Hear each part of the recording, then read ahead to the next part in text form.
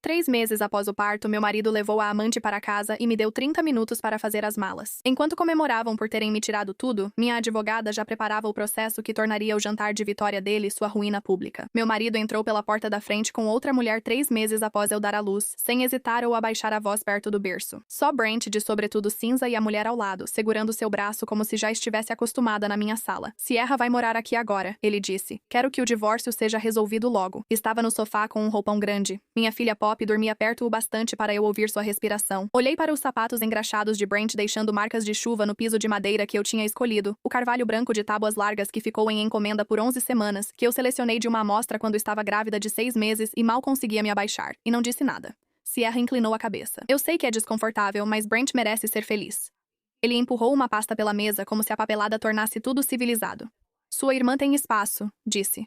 Você vai ficar bem. Eu ajudo quando puder. Suspirou. Estou tentando manter o negócio, Elise. Não finja que entende essa pressão. Quase ri. Por 4 anos eu sabia bem o que era isso. Quando a Callahan Commercial Supply era só 2 vans alugadas e faturas em aberto, reconstruí relações com fornecedores, redesenhei o ciclo de faturamento e trabalhava até de madrugada atendendo ligações de fornecedores que não confiavam mais no brand. Meu pai, Russell Avery, trabalhou 30 anos organizando investimentos privados em Kentucky e Tennessee, conhecendo todos os contatos importantes no mercado imobiliário comercial e na logística regional. Com as conexões dele, abri portas que Brent não conseguiria sozinho. Contratos de aluguel vantajosos, linhas de crédito que exigiam fiador com ativos reais e apresentações a investidores, que pediam confiança que a impaciência charmosa de Brent quase nunca conseguia gerar sozinho. Eu fiz tudo isso em silêncio, porque achava que era isso que o casamento significava. Você dava suporte onde seu parceiro não conseguia alcançar e não ficava contabilizando. Brent nunca questionou por que certos contratos exigiam minha assinatura junto com a dele. Nunca questionou por que a Avery Family Holdings controlava o contrato do galpão. Nunca entendeu que ser presidente e ser dono de uma empresa são coisas diferentes, com significados jurídicos distintos. Ele empurrou a pasta para mim.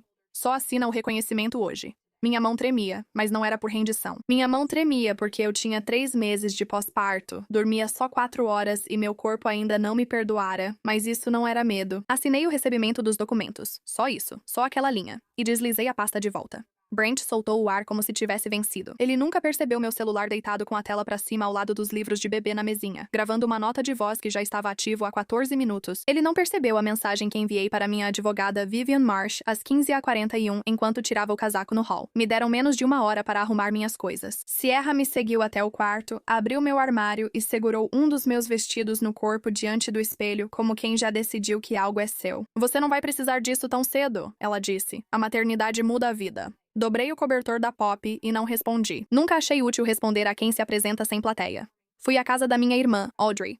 Brent trocou as fechaduras cedo. Sierra postou algo da minha cozinha à noite. Rosas brancas no vaso da minha avó. Legenda. Recomeço. Do celular do Brent para o da Sierra. Uma mensagem que recebi por print 48 horas depois, enviada por alguém do círculo dele com mais decência do que ele esperava. Assim que assinar, ela vai embora, cansada demais para lutar. Resposta da Sierra. Fique com a casa antes que ela perceba. Eles acharam que silêncio era vazio. Preciso voltar 4 anos para explicar o custo desse erro. Há 3 anos eu cuidava das operações de investimento do meu pai quando conheci Brent Callahan em uma conferência de imóveis comerciais em Nashville. Ele, com 31 anos, estava na fila do café da manhã de networking, distribuindo cartões de visita para todos com a energia de quem tem uma ideia genuína, mas ainda não possui capital ou contatos para executá-la. Reconheci o tipo porque cresci vendo meu pai avaliá-los. Homens ambiciosos, com lacunas estruturais que precisavam mais da aparência certa do que do discurso perfeito. Meu pai construiu sua carreira justamente por saber diferenciar isso.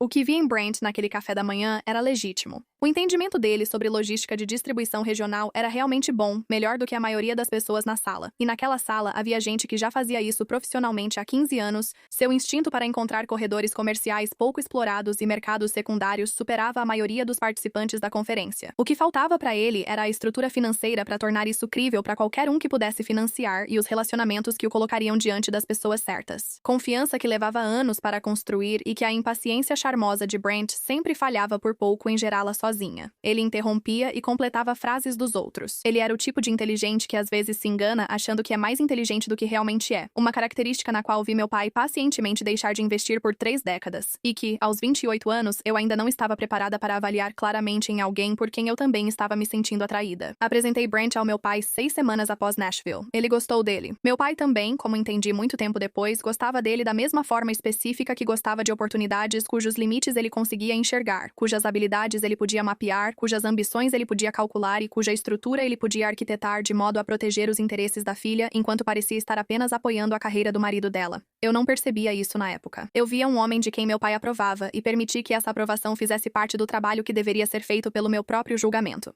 Nos casamos 14 meses depois da conferência de Nashville. Avery Family Holdings, empresa do meu pai que eu gerenciava, tornou-se sócia silenciosa da Callahan Commercial Supply por meio de um acordo de acionistas. Redigido pelo advogado do meu pai, Marcus Tilson, que atuava há 26 anos no direito empresarial privado e usou uma linguagem precisa, como ele explicou na assinatura, que se tornaria importante depois. Brent tinha função operacional e era o representante público, enquanto o controle acionário seguia com a Avery. A transferência desse interesse exigia minha assinatura e a do meu pai por escrito com 30 dias de aviso às outras partes. Brent assinou o acordo numa quarta-feira de fevereiro. Ele assinou do mesmo jeito que assinava muitas coisas, rapidamente, com confiança, presumindo que entendia mais do que realmente tinha lido. Eu o observei assinando. Eu fiquei em silêncio, pois aos 29 anos ainda acreditava que a parceria era mais importante que as proteções em um acordo de acionistas. 4 anos depois, na minha sala com chuva no piso de carvalho branco e um estranho na casa da minha avó, percebi que Marcus Tilson compreendia melhor o que era importante do que dissemos naquela época. O primeiro ciclo começou 2 anos após o casamento, quando notei Brent dizendo às pessoas que havia construído o negócio sozinho, o que não era tecnicamente mentira. Ele montou as operações, contratou os primeiros funcionários e gerenciou tudo com competência, mas omitiu referências à estrutura de capital e aos relacionamentos envolvidos. Num jantar em Louisville, ele me apresentou só como minha esposa Elise, sem mencionar meu lado profissional. Vi possíveis clientes tirando conclusões. Eu era apenas a esposa. Estava lá cumprindo o papel esperado das esposas em jantares de negócios. Ninguém perguntou. Eu disse para mim mesma que era uma simplificação, e simplificações são úteis em jantares com clientes, e fui para casa dirigindo um carro que eu mesma tinha comprado, sentindo que estava sendo ingrata por algo que eu nem conseguia nomear direito. O segundo ciclo veio 8 meses depois. Brent reestruturou contratos de trabalho com o gerente do armazém e 2 contatos-chave de fornecedores, colocando-se como único ponto de contato e responsável pelas assinaturas, sem consultar Marcus ou a mim. Ao questioná-lo, disse que eu complicava as coisas. Liguei para Marcus, que revisou as alterações e enviou memorando a Brent, destacando que o acordo operacional exigia coassinatura da Avery Family Holdings para mudanças com fornecedores-chave. Brent chamou Marcus de cão de guarda do Russell em uma conversa que ouvi do corredor fora do escritório dele. Pensei que ele estava pressionado pelos números do 4º trimestre, e isso faz as pessoas falarem o que não querem. Eu disse isso para mim mesma, com essas palavras exatas, 3 vezes na mesma tarde antes de parar. A terceira repetição ocorreu há 18 meses.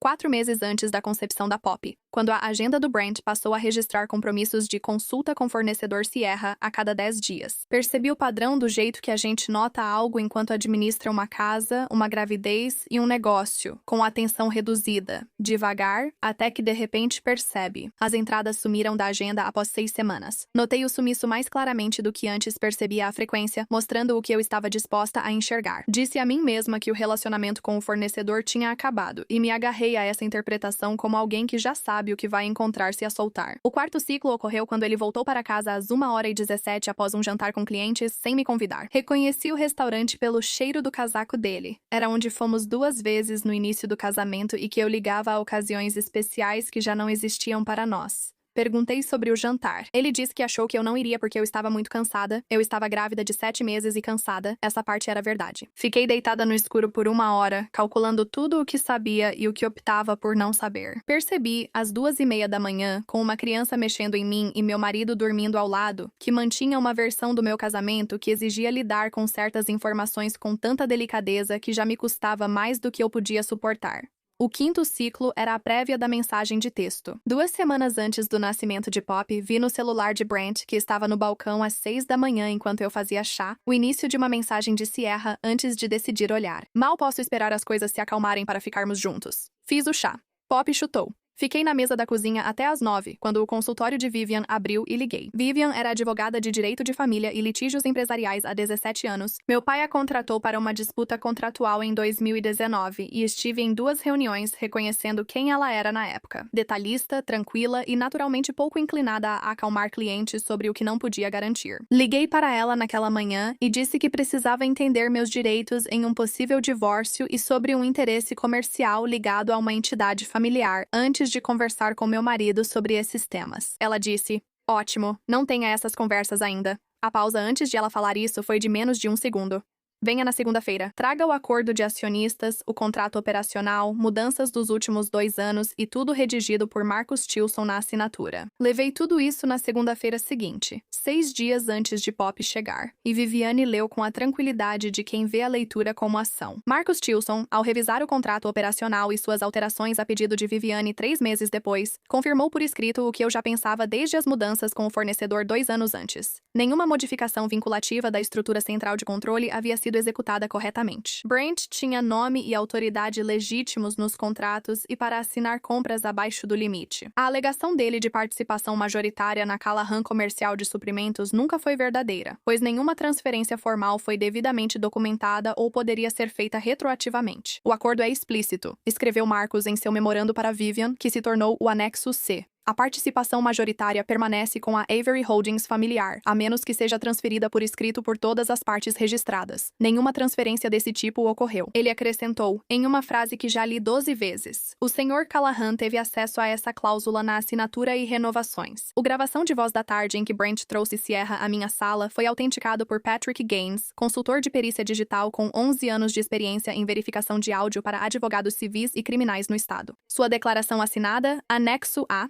confirmou que a gravação foi contínua, sem edições e com tempo compatível aos metadados. 14 minutos e 22 segundos. Vozes de Brent, Sierra e minha. A qualidade específica e tranquila da crueldade praticada por pessoas que acreditam não estar sendo observadas. Pausa rápida. Se você quiser mais histórias como essa e com melhor qualidade, meu Spotify está linkado na descrição. Devin Hayes foi gerente de armazém de Callahan por 3 anos. Ele me procurou por meio da minha irmã 2 semanas antes do jantar dos Hartman, e nos encontramos em uma cafeteria perto do armazém que ele gerenciava. Ele sentou-se à minha frente com as mãos espalmadas sobre a mesa e me contou que havia sido incluído em um grupo de mensagens com Brent e Sierra, que ele tinha quase certeza de que Brent havia confundido com um canal privado. Ele foi incluído porque Brent mandava notificações de despacho no mesmo grupo, uma falha operacional que Devin percebeu e não comentou por 3 meses. "Vi você reconstruir a conta Hendricks", ele disse. "Sei quem mantém esta empresa. Não vou ficar em grupo que te trata como obstáculo." Ele me mostrou os prints. O nome dele foi citado em declaração juramentada.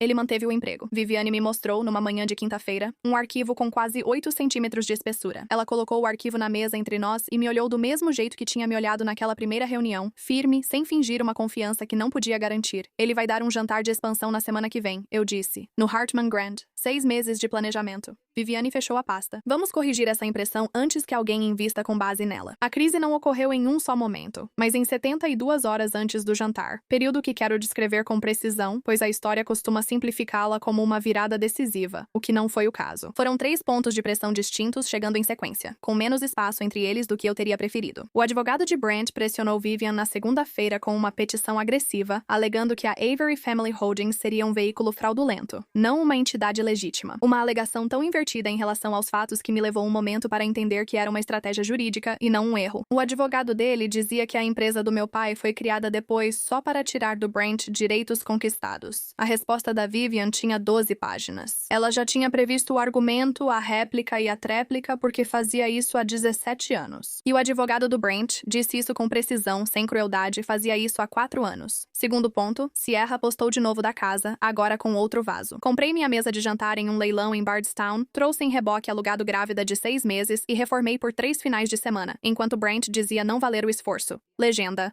"Lar é onde está a luz." Deixei meu celular virado para baixo e passei 2 horas sentado à mesa da cozinha da minha irmã, segurando a Pop e respirando devagar. Aquele jeito de respirar quando algo te irrita, mas você ainda não pode enfrentar. O terceiro ponto de pressão era o principal. Na manhã do jantar, o advogado de Brent apresentou petição preliminar alegando que ele era a única autoridade operacional criminal e que a família Avery tentava retroativamente garantir direitos de propriedade após o divórcio. Era um argumento ruim, sem respaldo legal, mas se não fosse contestado publicamente naquela noite, poderia levar investidores a ignorar a complicação e investir no Brent. Não por acreditarem nele, mas por acharem mais fácil evitar a disputa. Eu tinha cerca de 5 horas. Liguei para meu pai. Você está pronto para esta noite? Eu disse. Uma pausa, típica de quem já está pronto e só espera ser chamado. Estou pronto há 3 meses. Cheguei 20 minutos após o início do jantar. Não era por atraso, mas queria que a sala já estivesse envolvida em sua história antes de eu intervir. Queria que Brent já tivesse se apresentado, servido o vinho e contado sua versão construída nos últimos 3 meses. Versão sem mim, ou com minha presença reduzida a rodapé, uma complicação que ele superou generosamente. Terno marfim, brincos de pérola, mãos firmes. Poppy estava na casa da Audrey. Liguei para Audrey às 4 e ela disse: vai, faz o que você precisa fazer, naquele tom que ela usa quando está esperando para dizer exatamente isso, e fica aliviada por finalmente ter a oportunidade. Brent me viu do outro lado do salão de baile. A cor sumiu do rosto dele instantaneamente, não aos poucos, mas de uma vez só, como uma persiana sendo puxada para baixo. A resposta específica de um corpo que já percebeu uma ameaça antes que a mente tenha tempo de argumentar que talvez a ameaça seja administrável. Eu caminhei em direção a ele devagar. Devagar o suficiente para que todas as pessoas ao redor dele o observassem me vendo atravessar a sala. Devagar o suficiente para que a sala inteira lesse a expressão dele antes de ouvir qualquer palavra de nós dois. Você guardou um lugar para mim? Eu disse. Sierra se aproximou mais dele. Por que ela está aqui? Ela falou isso direto para Brent, não para mim, como quem espera que outro resolva a situação, pois está acostumada a isso funcionar. Meu pai surgiu atrás de mim com seu terno azul escuro, o mesmo das 3 negociações mais importantes que presenciei, que descrevi para minha irmã e que ele parece lembrar. Vivian estava ao lado dele, segurando a pasta de couro. Parecia alguém que se preparou por 3 meses para estar ali e ainda não havia terminado. Brent engoliu em seco. A palavra para descrever a expressão em seu rosto não era exatamente medo. Era o olhar de um homem cujo planejamento de cenários não havia incluído essa variável, confrontado com a percepção de que o planejamento de cenários depende de mapear bem as capacidades das pessoas envolvidas. Russell falou com firmeza, apesar da expressão. Sugeriu conversar em particular, mas meu pai não mudou a expressão e lembrou que já houveram oportunidades. Vivian entrou na sala, falando baixo como sempre. Este evento envolve ativos controlados pela Avery Family Holdings. A partir de hoje, o Sr. Callahan está afastado do cargo executivo até a resolução de uma violação do acordo operacional, envolvendo uso indevido de fundos e alteração não autorizada de contratos sem a coassinatura exigida. Brent riu porque seus reflexos sempre foram mais rápidos que seu julgamento. Isso é ridículo. Eu construí esta empresa. Coloquei uma página na mesa próxima. Página da assinatura do acordo original dos acionistas, assinatura, data, cláusula de participação majoritária e procedimentos de transferência. Você administrava, como eu disse, mas não era dono. Sierra se virou lentamente para ele. O movimento de uma mulher ajustando sua posição após receber informações erradas para navegar. Brent, você disse que tudo era seu. Ele evitou olhar para ela. Bati na página. Esta é a sua assinatura reconhecendo que a participação majoritária permaneceu com a Avery Family Holdings, a menos que fosse formalmente transferida por escrito. Nenhuma transferência jamais aconteceu. Eu bati na página uma segunda vez. Esta é sua assinatura reconhecendo o recebimento do acordo operacional que explicita essa exigência. Você assinou e continuou operando. Isso não é propriedade, e sim uso do bem alheio. Ele tentou pegar o documento. A segurança do hotel, 2 funcionários de jaquetas escuras próximos à mesa de registro antes da minha chegada, ficou entre nós. Então ele tentou usar a voz suave, aquela que eu reconhecia desde o primeiro ano do nosso casamento como a voz que ele usava quando as outras estratégias tinham falhado e ele precisava de algo que parecesse sinceridade. Elise, nós temos uma filha, nós podemos consertar isso. Olhei para o homem que um dia amei tanto que me tornei quieta e invisível na empresa que ajudei a construir, achando que era isso que uma boa parceira fazia. Olhei para ele e senti algo inesperado, não raiva nem tristeza, mas como concluir uma frase pensada há 3 meses. A última palavra, enfim, no lugar. Não, eu disse. Já consertamos. O jantar acabou antes da sobremesa. No outro lado do salão, investidores dobraram os programas. 2 pararam para falar com Vivian e trocaram cartões. Um homem de Louisville, conhecido do meu pai há 15 anos, apenas apertou sua mão em silêncio, o que já dizia muito naquela sala. Brent ficou parado no centro do salão de festas que esvaziava. Sierra estava a 1 metro dele, à sua esquerda, na distância de quem acabou de recalcular sua posição e ainda não decidiu para que lado vai se mover. A tela atrás da cabine do DJ ainda exibia seu nome, empresa, planos de expansão e plano de 5 anos. Tudo em fonte sem serifa, feita para impressionar quem já havia saído da sala. Vivian e Marcus Tilson concluíram a separação formal de Brent da Callahan Commercial Supply em 6 semanas. Metódico, documentado, totalmente consistente com o acordo operacional que Brent havia assinado em fevereiro de um ano que agora parecia um capítulo diferente do livro de outra pessoa, o negócio não entrou em colapso. Avery Family Holdings contratou Christine Park, gerente de operações com 14 anos de experiência em gestão logística regional. Quando apresentei Christine a Devin Reyes, ele a descreveu rapidamente como alguém que realmente lê contratos de fornecedores antes de assiná-los, sem ironia. A empresa era menor e mais solvente. Os relacionamentos com fornecedores que construía ao longo de 4 anos continuavam intactos, porque tinham sido construídos sobre uma credibilidade que ainda existia. Os custos operacionais associados aos planos de expansão do Brent, que, como Marcus confirmou, tinham sido parcialmente lançados nas contas da empresa sem a devida autorização, a base para a expressão uso indevido de fundos da empresa que Vivian usou no jantar dos Hartman, foram removidos do livro Razão. Brent contestou a separação. O advogado dele entrou com 3 petições ao longo de 4 meses. Todas as 3 foram negadas. O pacote de documentação estava, como Vivian descreveu, excepcionalmente completo.